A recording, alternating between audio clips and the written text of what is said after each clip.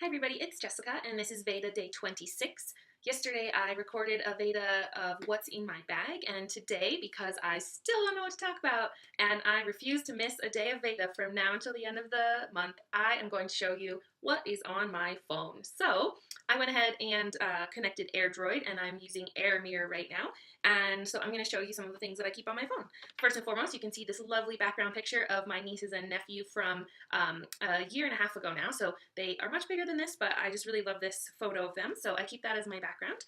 On my home screen, I keep my email, my Google Drive, my Gmail, which I have a bunch of different accounts on there. I also keep Google Plus, and then I've got Pandora and Google Play Music. I tend to use Google Play Music a lot more since getting a subscription to Google Play, but once in a while I'll use Pandora.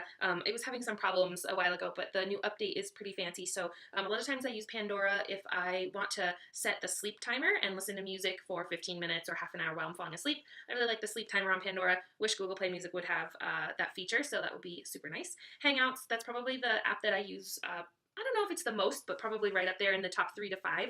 I use Hangouts constantly, and then I've got my Google Photos on there, and then Twitter. I use Twitter a whole bunch, and my camera, Waze. I use Waze pretty much every day, even if I am just driving from home to work. Obviously, I know how to get there, but I'll pull up Waze because a lot of times it will tell me a different route, or just let me know what time I can expect to be there, and I like the accuracy of it. It's generally very accurate, so it's kind of nice to use Waze if you want to use a GPS app that also does the traffic.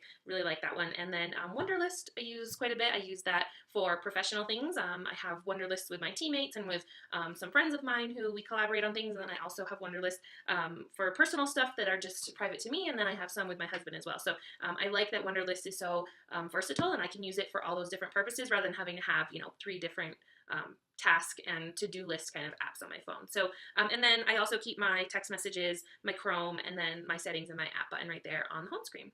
So if I scroll one page over, these are sort of like the apps that I use the second most often, I guess I would say. I'm not a big fan of folders. I don't really like having folders on my iPad or on my phone, which is funny because I love foldering things. Like my Google Drive is all about the folders, but there's something about foldering my apps that I prefer not to. I like having them all out, and it's almost like I like having the pages act as the folders, and I just scroll to the page that I want. So YouTube, obviously I use YouTube a lot. Not as much on my phone as as maybe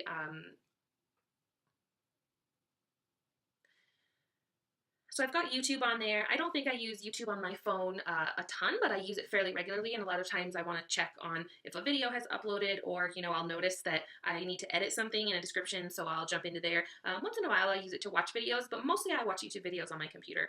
Also have Shazam. I am terrible at knowing artists and titles of songs, but I really like knowing, and a lot of times I'll hear something on the radio and I will Shazam it so that I can then pull it up in Google Play and add it to one of my playlists. So I use that quite frequently. Use Instagram a good amount. And then I also have Social Pilot on here. I use Social Pilot every week to schedule the BFC 530 chat.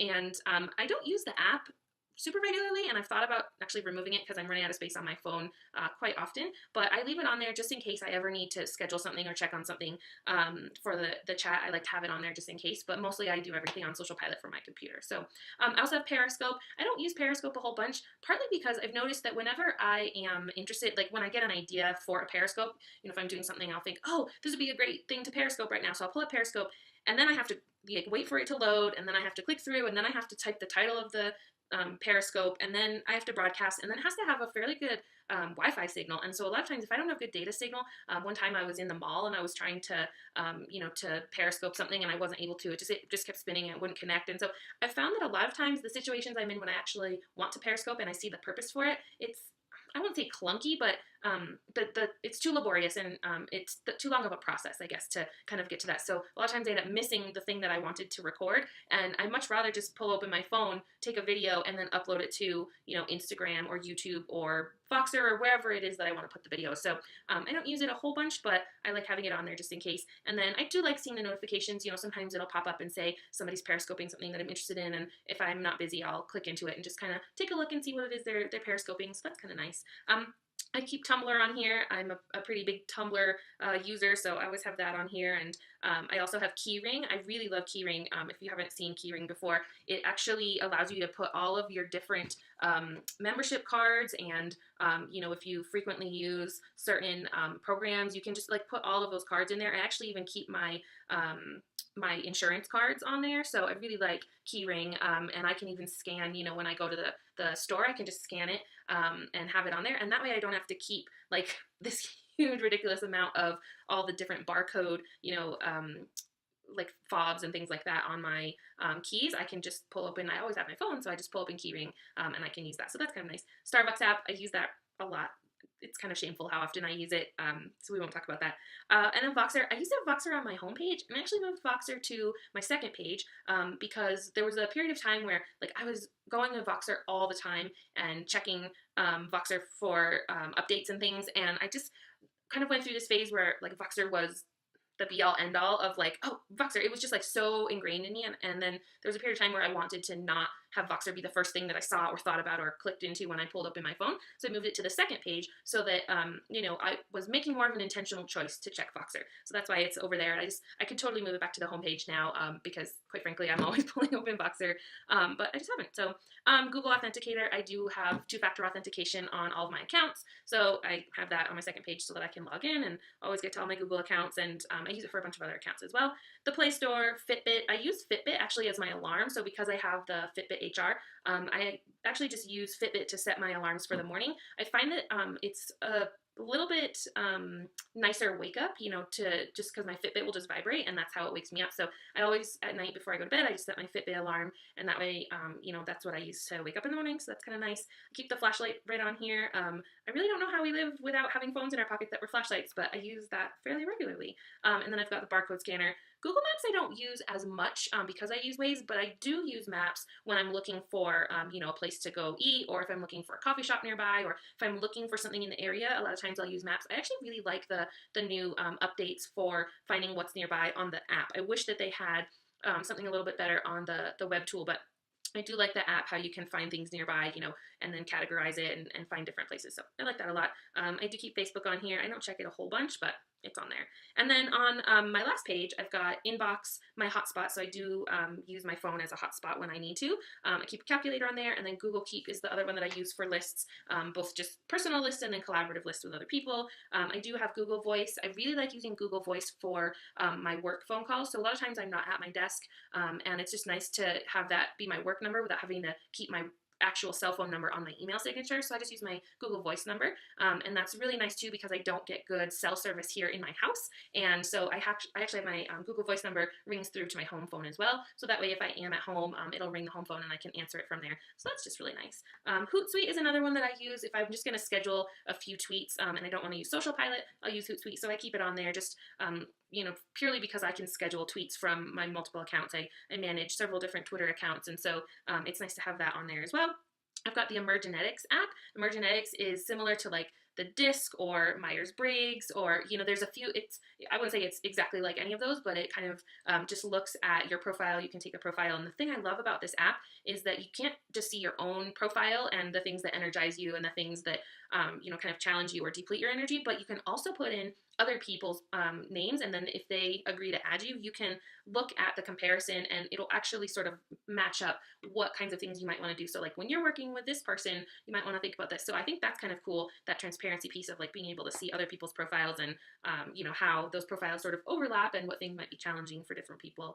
Run Double is the app that I like most for couch to 5K. So a lot of times when I get back into running, when it gets warm out, I like doing on the treadmill. I don't use it as much, but when I run outside, I really like having the C to 5K, and my phone, it'll like vibrate when it's time to switch from running to walking, or it'll tell you how long you've been running, and once you're to the halfway point. I really like that because when I'm running outside, I have a hard time keeping the same pace, or, you know, kind of holding myself to like keep going for this long. So it's nice because it kind of sets those milestones for me, other than just like me saying, I'm going to keep running until the end of this song, or I'm going to run until I get to that sign, which are both strategies that I use as well, but somewhat less successful, I would say. And then I've got my photo gallery. The Millennium Dance Studio has an app, so I use that. I can load all my class cards on there, and then I can see what the class schedule is. It's always up to date and real time, and then I can just sign up for a class and pay right through the app. So I basically can just walk into class, and I never have to, you know, pay or do anything at the counter. So that's super nice. I don't know why the Pandora is on here again, so I'm gonna have to delete that. WhatsApp is nice to talk to my friends who are international, and so I use WhatsApp to talk to like my brother-in-law or my friend who lives in Europe. So that's why I keep that one on there. Marco Polo is kind of like Voxer, but for video. So you know, that one's kind of fun. I'll go ahead and open that up. And you can basically send like videos back and forth to each other. So like if I open up this one, you know, I can like put different filters. And I like how, I wish Instagram would do this, where you can just switch through the different filters just by swiping. But it actually allows you to put different filters just by swiping. And then when you hit record, it'll actually use that filter on the video that you're doing. So there's like night vision, and you know, they've got all the different filters on there. So that's just kind of fun. It's fun, you know, I like staying connected with Voxer, but I have some people who, when we're traveling, or, you know, I'm not going to get to talk to them as much. It's just kind of fun when you're not going to see people to leave them little Marco Polo messages, because it's just an added thing to have, you know, video rather than just voice. I do keep Candy Crush on here. I don't really use it very much anymore, but sometimes I'll go through these phases where like that's my way to de-stress, or like if I'm feeling really anxious, I can just play Candy Crush for a little bit. I like the fact that it's mindless and yet it requires my brain. So it's just the right balance of like, I can't be, you know, stuck on my own thoughts, but it doesn't require a lot of, you know, brain power or energy on my part to do that.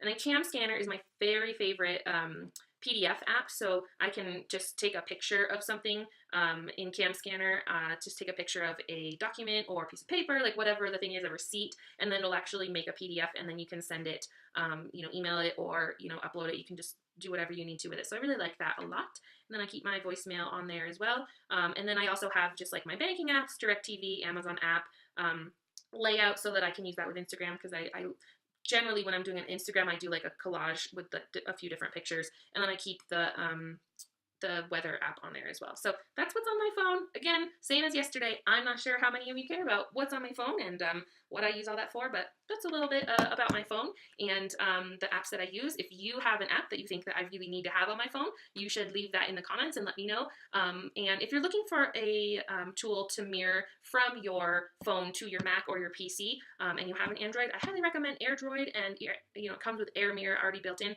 setup was super easy. It's actually I've tried a whole bunch of them over the years, and that was actually the easiest one to install and to set up, and it didn't give me any problems.